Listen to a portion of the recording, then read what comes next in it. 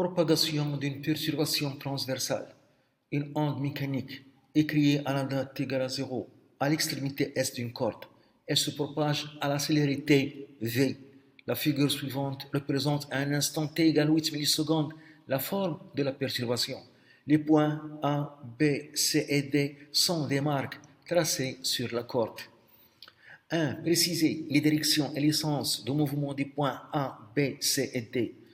2. Calculer la célérité de l'onde et la durée de la perturbation. 3. Un point M situé à une distance SM égale 20 cm de la source S est-il en mouvement à la date t égale 10 millisecondes? 4. Même question pour un point N situé à une distance SN égale 50 cm de S. 1. Préciser les directions et les sens du mouvement des points A, B, C et D. 1. Préciser les directions et les sens de mouvement des points A, B, C et D. 1. Les directions et les sens de mouvement des points A, B, C et D.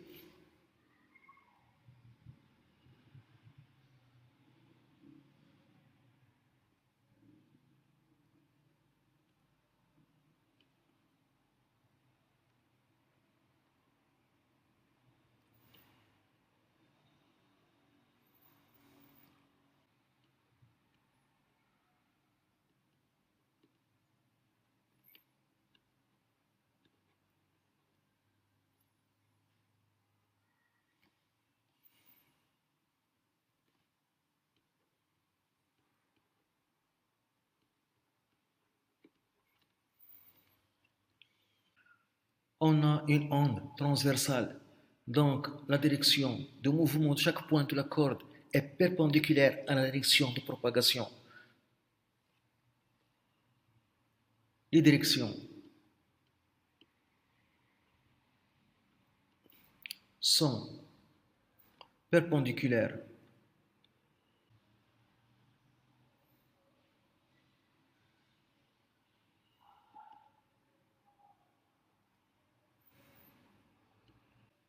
À la direction de propagation, car l'onde est transversale.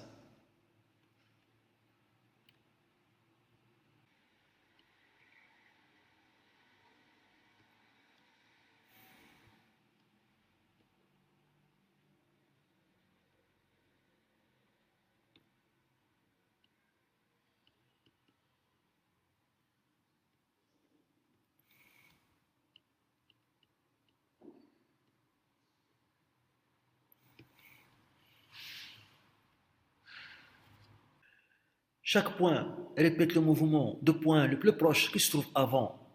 Le point D répète le mouvement du point qui se trouve avant le plus proche. Le point le plus proche du point D avant est en bas, donc le point D se déplace verticalement vers le bas. En ce point. Le point C se trouve au creux. Répète le mouvement du point le plus proche qui se trouve avant, donc se déplace vers le haut. En ce point. Le point B répète le mouvement du point le plus proche qui se trouve avant, se déplace vers le haut, verticalement. Le point A se trouve à la crête, répète le mouvement du point le plus proche qui se trouve avant, se déplace vers le bas. Et ainsi de suite pour les autres points. Donc, la perturbation, juste après la date t est égale 8 millisecondes, à la forme suivante.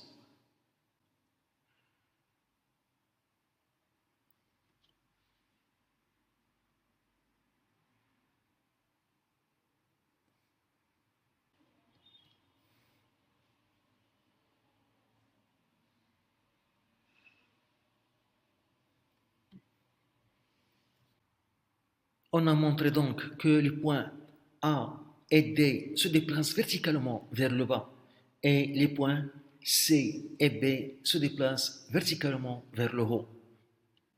Les points A et D se déplacent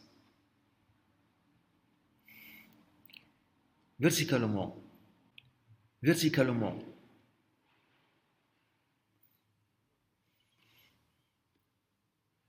vers le bas.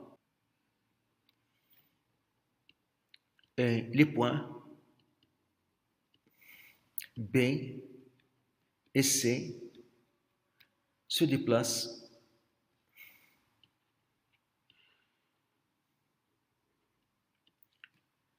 verticalement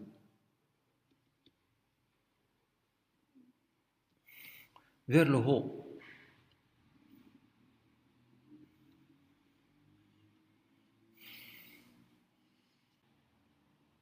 Deux, calculer la célérité de l'onde et la durée de la perturbation. 2. La célérité V et la durée de la perturbation.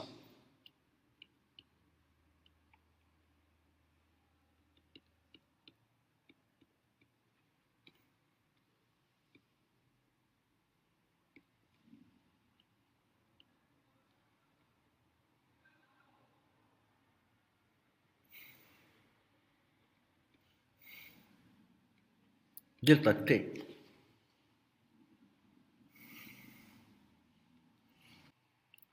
On applique la relation. La vitesse de l'onde V est égale à la distance D parcourue par l'onde sur la durée delta T. D'après la figure, la distance parcourue par l'onde, c'est 32 cm entre la date t égale à 0 et la date t égale à 8 millisecondes. Donc D, c'est 32 cm en mètres fois 10 au moins 2, divisé par la durée delta t, qui est 8 millisecondes en secondes fois 10 au moins 3. On trouve la vitesse V est égale à 40 mètres par seconde.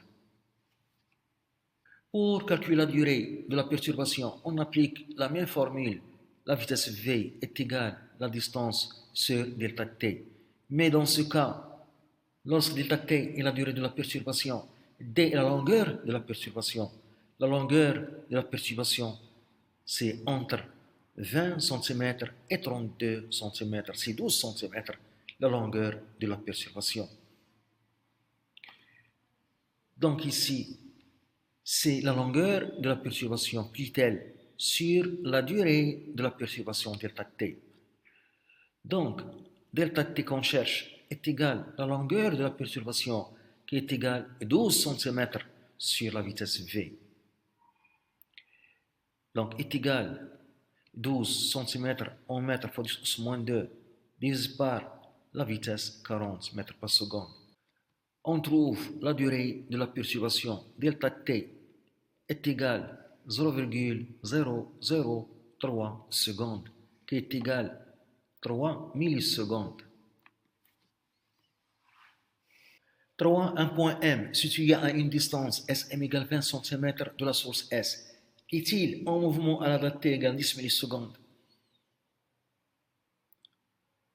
Donc, pour cette question, on calcule le retard temporel entre S et M. 3. Pour le point M, on a la distance SM est égale à 20 cm. On calcule le retard temporel τ. Le retard temporel entre S et M.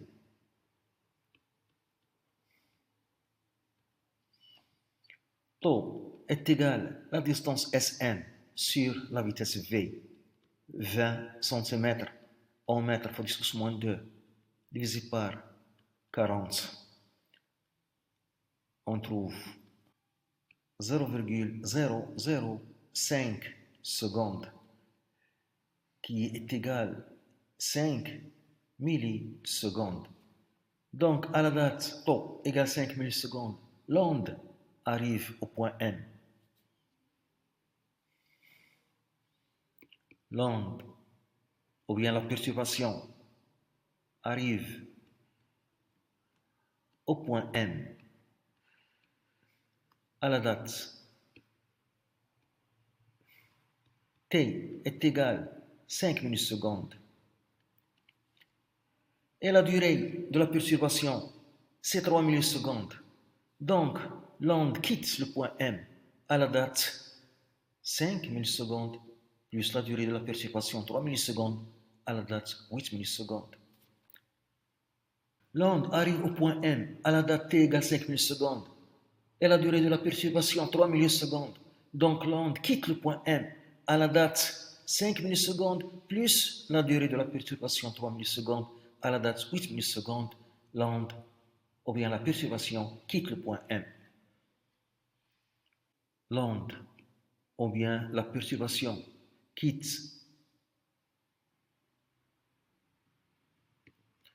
le point M à la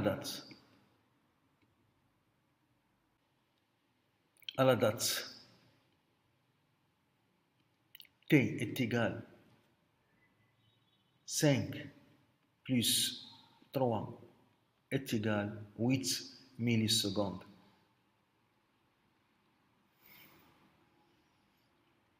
Donc, à la date 10 millisecondes, l'onde a déjà quitté le point M.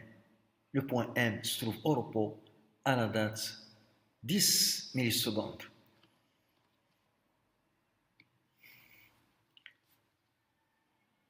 Donc, à la date t est égale 10 millisecondes,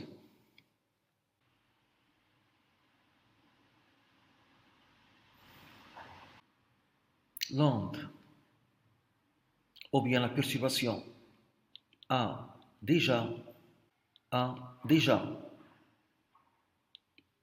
dépassé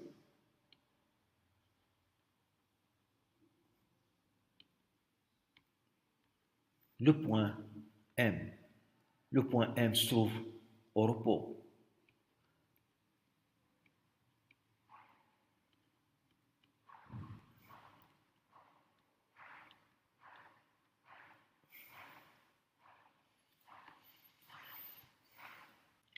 Quatre. Même question pour un point N situé à une distance Sn égale 50 cm de S. 4. Pour le point N.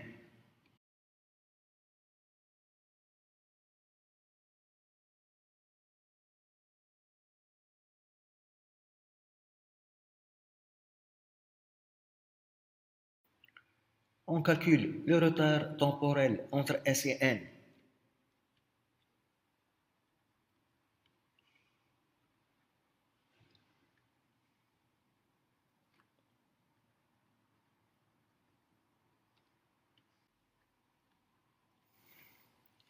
Tau est égal à la distance Sn sur la vitesse V. La distance Sn est égale à 50 cm en mètres fois 10 au moins 2 sur la vitesse 40 mètres par seconde.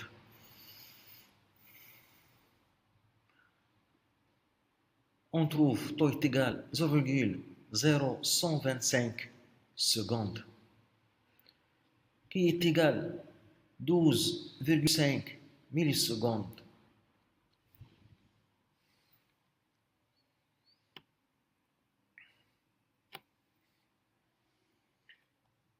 Donc, à la date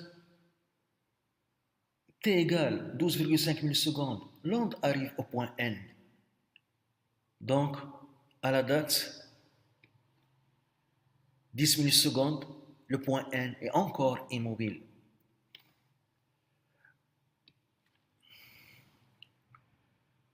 L'onde ou bien la perturbation arrive au point N à la date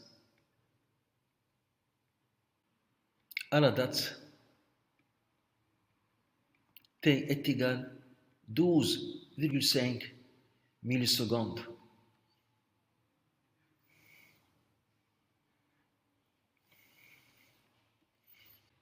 À la date